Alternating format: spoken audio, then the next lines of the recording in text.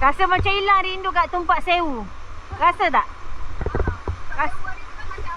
Tak puas kan? Lepas tu bila sampai sini macam wah rindu, hilang rindu tu.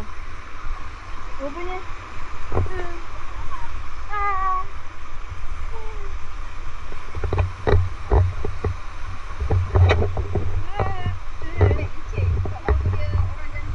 Kan? Batu dia pun lain kan? Tak boleh situ Kak Ti jalan dulu. Nak tengok Kak Ti ikut mana.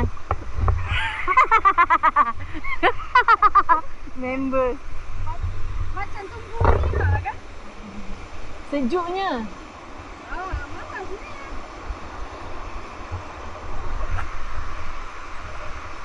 Kita tengok kaki Temeloh. Kaki orang Temeloh. Sungai Temeloh weh.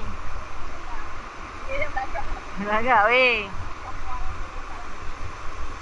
Ni sojuknya.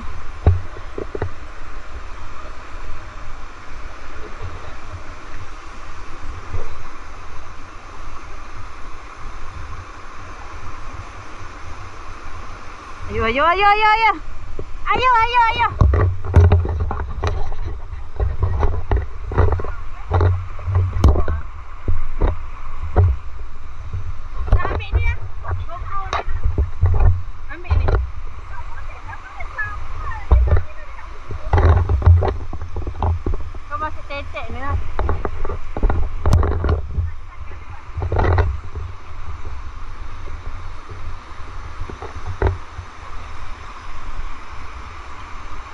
Ambil. Kau tengok on ke? Depan ke belakang? Kau jangan dengar aku sekali. Elok tak nak mandi.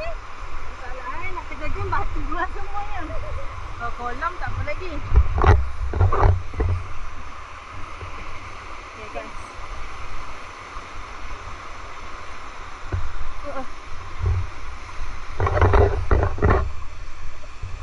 Lebah.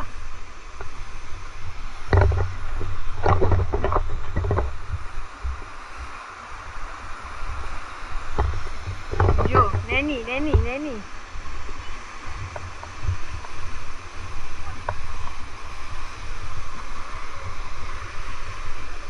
Ni bahaya ni kolam macam ni. Dapat air kencing kucing, tikus.